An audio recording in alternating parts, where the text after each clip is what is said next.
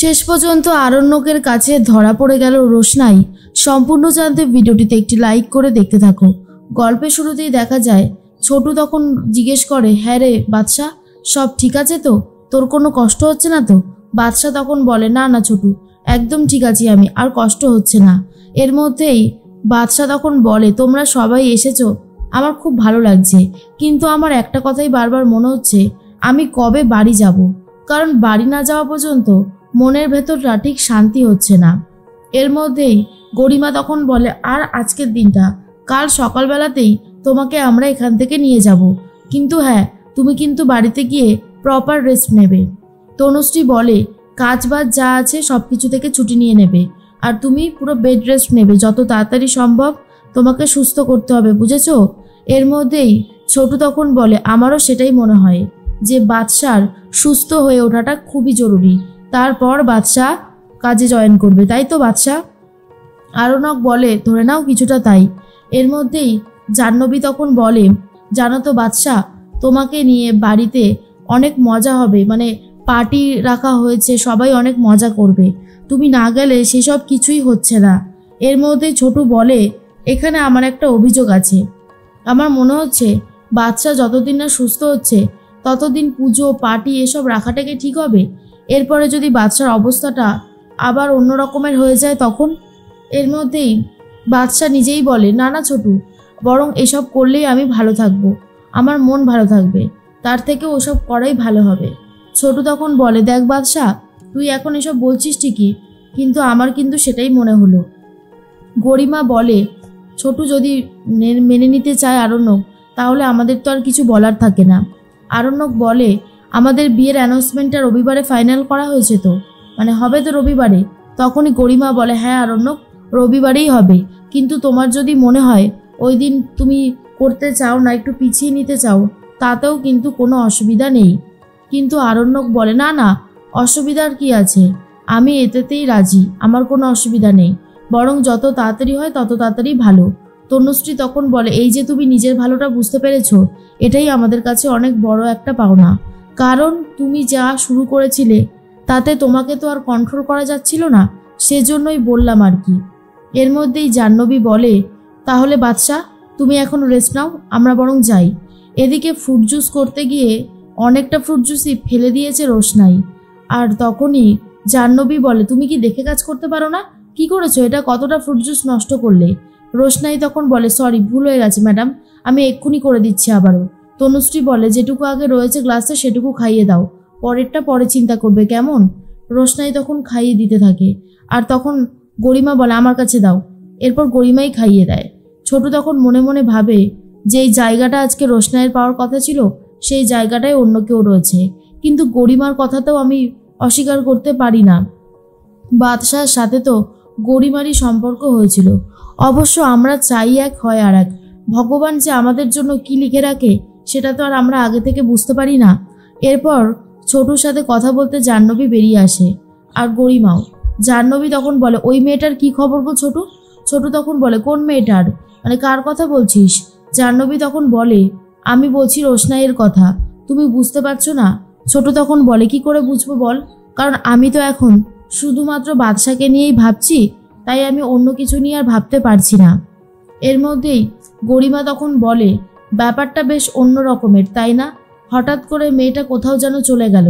ছোটু বলে, তোমার বাড়িতে তো যেতে পারে, দেখো তোমার মাকে ফোন করে, কারণ যতই হোক তোমার মা তো ওর মাসি হয়। গরিমা বলে, ও আমার বাড়িতে যায়নি, ও যদি আমার বাড়িতে যেত তাহলে আমাকে ফোন করতো। আশা করি বুঝতে পেরেছো, আমার মা আমাকে সবটাই জানায়। মনে মনে ছোটু ভাবতে থাকে, জানি না কি হতে চলেছে, তবে রোশনাইয়ের পাশে আমি আছি আর থাকবো। জাহ্নবী তখন বলে, ছোটু, তোমার ওপর কিন্তু আমরা শেষ বিশ্বাসটা রেখেছি, এরপর যদি তুমি বিশ্বাস ভাঙো তাহলে আর কিছু বলবার থাকবে না।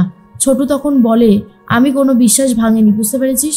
এর মধ্যেই সবাই মিলে চলে যায়, আর অন্যদিকে ছোটু চলে এসে আরণ্যকের সাথে কথা বলতে থাকে। আরণ্যক তখন বলে, ছোটু, সবাই বাড়ি চলে গেল, তুমি গেলে না কেন? তুমি যাও, আমার কোনো অসুবিধা হবে না। কিন্তু আরণ্যক তখন বলে, আরে না না, তুই শুধু শুধু। এর মধ্যেই ছোটু বলে আরণ্যককে, তুই শুধু শুধু এত চিন্তা করছিস কেন বলতো? তখন আরণ্যক ভাবে, ছোটু হঠাৎ করে এই কথাগুলো যে কেন বলছে কে জানে, কারণ ছোটু বলতে শুরু করেছে রোশনাইয়ের কথা। বাদশা তো রোশনাইয়ের কথা শুনতেই চায় না আর বলে, না ছোটু না, আমি আর রোশনাইয়ের কথা শুনতে চাই না। আর তখনই ছোটু বলে, কেন শুনতে চাস না? জীবনে অনেক কিছু থাকে যেটা হয়তো তুই জানিসই না। তুই যেটা জানিস তোর মতন করে, কিন্তু সত্যিটা অন্য কিছুই। এর মধ্যে রোশনাই বলে, এসব কথা এখন থাক, স্যার হয়তো বিশ্রাম নেবে।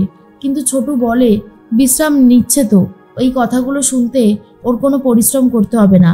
জানিস বাদশা, আমি ভেবেছিলাম তুই চালাক চতুর ছেলে, তুই বুঝতে পারিস সবটা, কিন্তু এখন দেখছি যে না, তুইও বাকি সবার মতন অন্ধ। চোখ থাকতেও দেখতে পাচ্ছিস না, মন থাকতেও বুঝতে পারছিস না। আরণ্যক তো পুরো অবাক হয়ে যাচ্ছে, এই কথাগুলো ছোটু কেনই বা বলছে। আর এর মধ্যেই তখন আরণ্যক বলে, তুমি জানো না ছোটু, রোশনাইকে যখন আনতে গিয়েছিলাম, রোশনাই ঠিক আমাকে কিভাবে অপমান করেছে। আমার খুব খারাপ লেগেছে, আমার কষ্ট হয়েছে, কারণ যেই মেয়েটাকে আমি নিজের দায়িত্ব সহকারে বেনারস থেকে এখানে নিয়ে এসেছিলাম, সে যে এরকম করবে এ আমি স্বপ্নেও ভাবতে পারিনি। আসলে রাজেশ ভাইয়ের তো অনেক টাকা, তাই রাজেশ ভাইয়ের সাথে রোশনাই চলে গেল। মা আর মেয়ে দুজনাই এক। এটা শোনার পর রোশনাই তো চিৎকার করে ওঠে আর বলে, কি হচ্ছেটা কি, আপনি কেন এসব বলছেন? তখনই ছোটু ভয় পেয়ে যায় আর ভাবে, সর্বনাশ, রোশনাই কি এবার সবটা বলে দেবে নাকি?